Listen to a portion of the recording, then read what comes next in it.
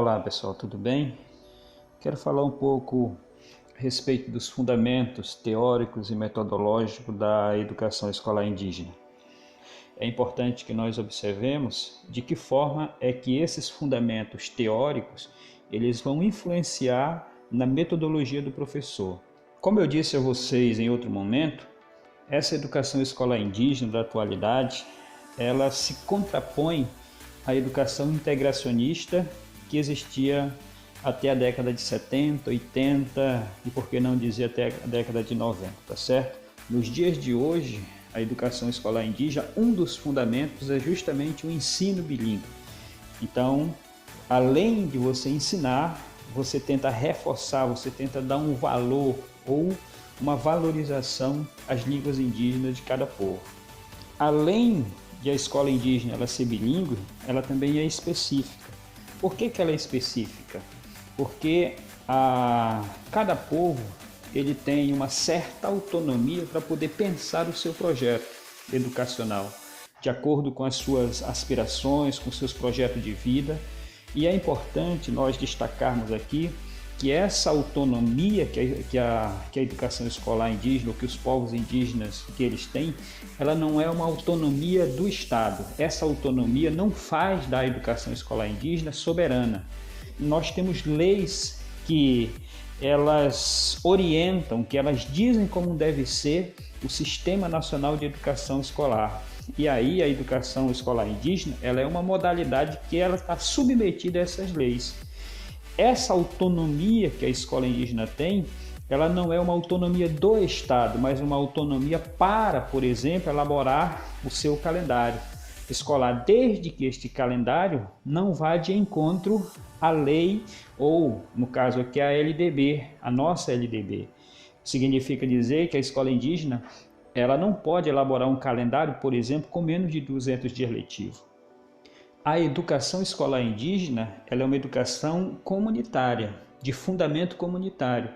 E é importante que você entenda, você que é professor, que vai lecionar numa escola indígena, você precisa entender que a comunidade ela tem também uma certa autonomia para poder direcionar algumas coisas. Por exemplo, a escolha do seu gestor, a escolha dos seus professores.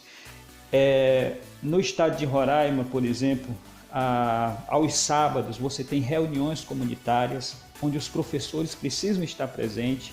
Isso são regras da comunidade. A comunidade ela tem uma influência muito forte nos caminhos da educação escolar, coisa que não acontecia outrora.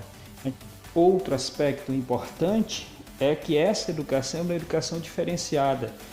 Inclusive, a nossa prática docente, ela precisa levar em consideração que essa educação escolar indígena da atualidade, ela é uma educação diferenciada da educação que acontecia no período integracionista.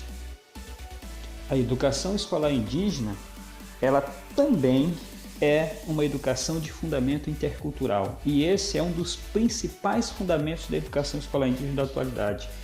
E se na educação integracionista você priorizava uma cultura, um tipo de conhecimento e a relação das pessoas na escola, geralmente ela se dava de forma vertical, de cima para baixo, com a interculturalidade isso muda.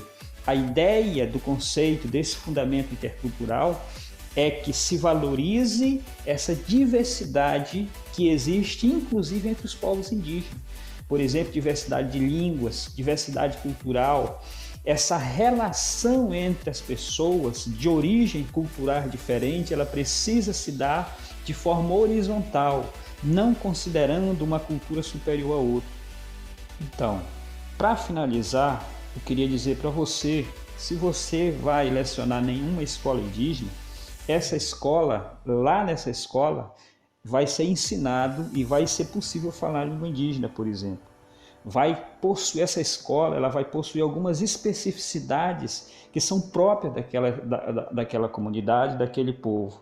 A comunidade ela tem uma influência muito grande na escola, na gestão, nos caminhos que se definem para a educação escolar.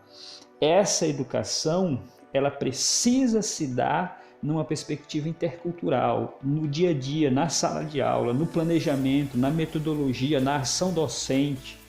A interculturalidade e os demais aspectos, os demais fundamentos, eles precisam ser levados em consideração no momento em que nós desenvolvemos a nossa metodologia para com os nossos estudantes, para com a comunidade, para com os pais e demais moradores, tá certo?